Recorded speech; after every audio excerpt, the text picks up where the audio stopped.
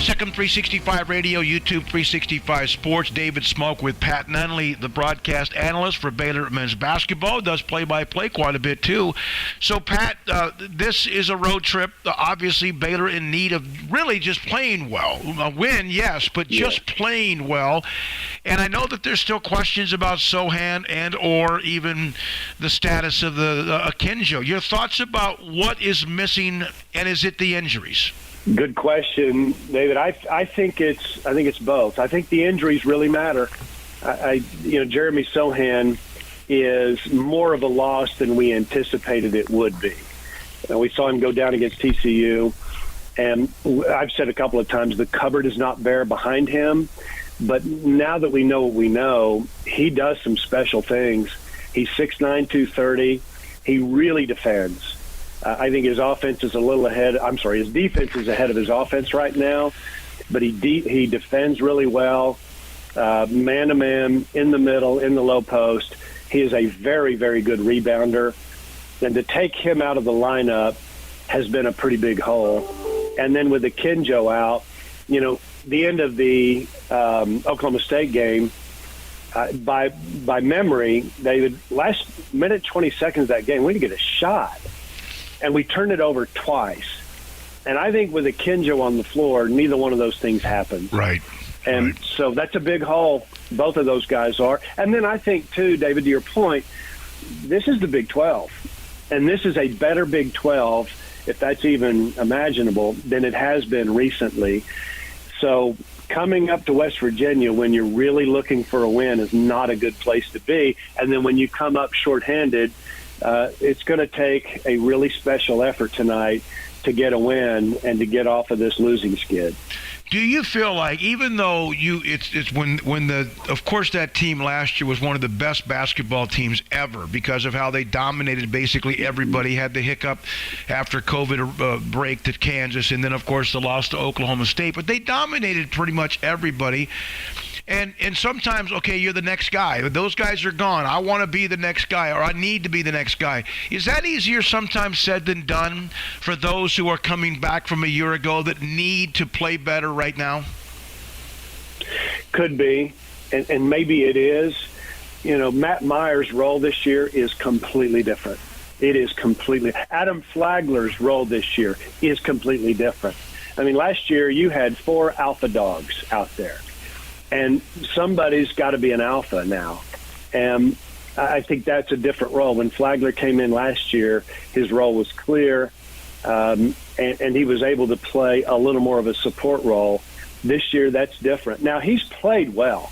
Yeah. Once he got completely off of the hand thing and got 100%, he's played really well. The other night, I think it just happens to the best of them. He was 1 for 11, turned it over twice in the last minute and 20 seconds.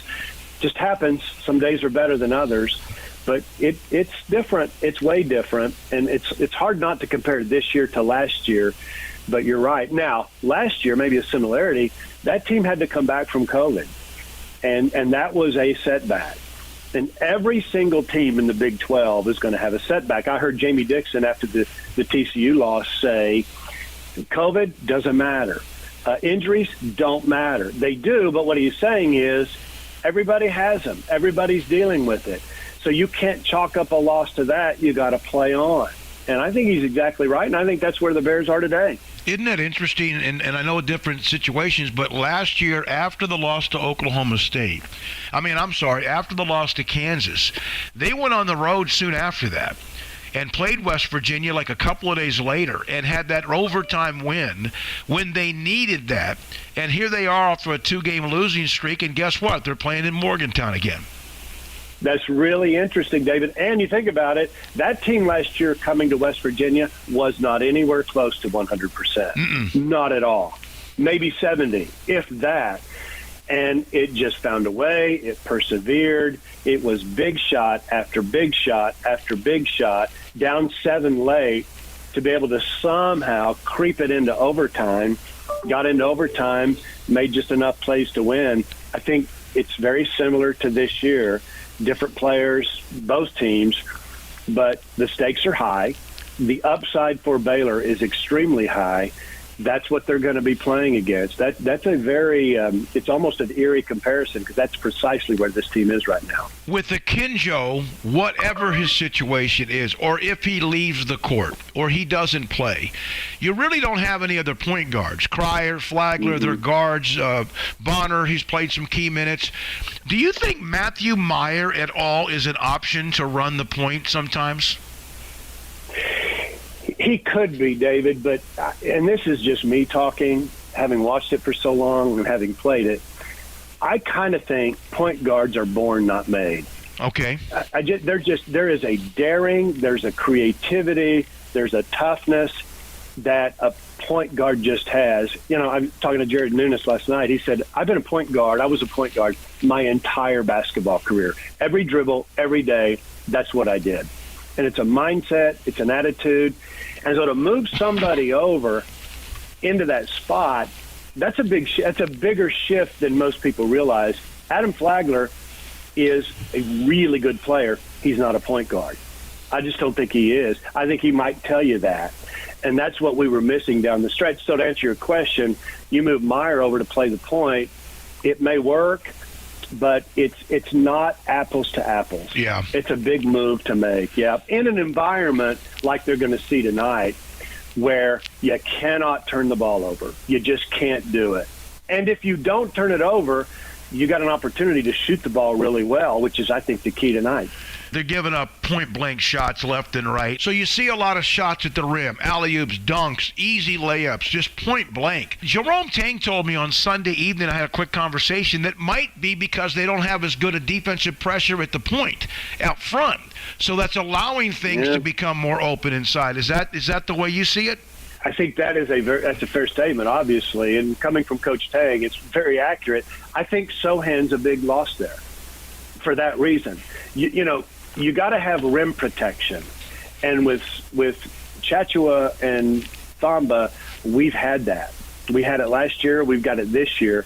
But Sohan in the lane, adding to that back line of defense is really important. And we've seen that firsthand.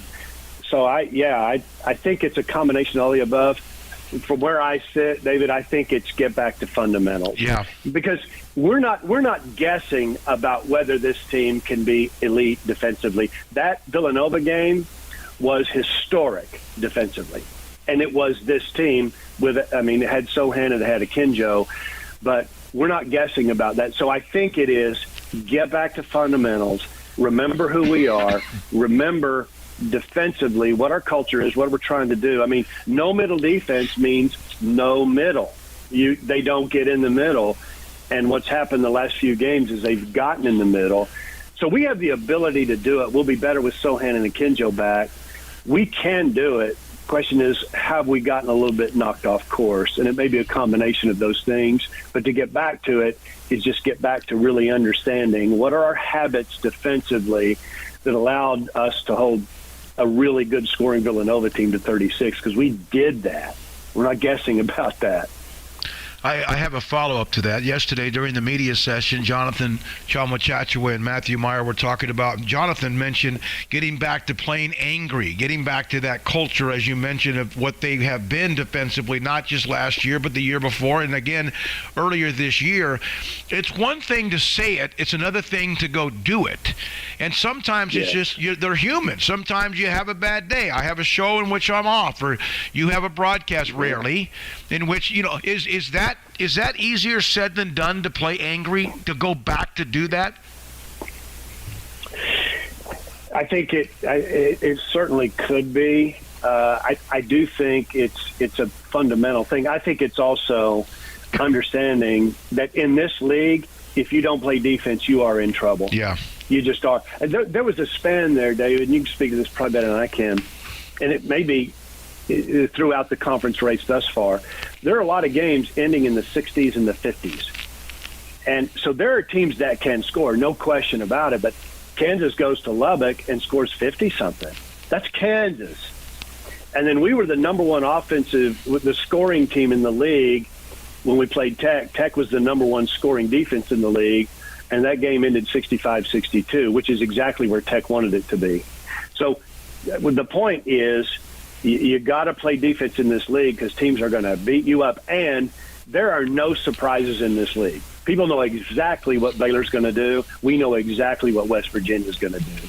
So I think playing angry is really important, but it's also fundamentally, defensively, what are we doing? And are we doing it? Because when we do, we're really darn good. Yeah.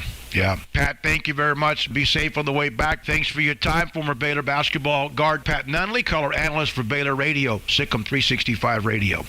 Baylor University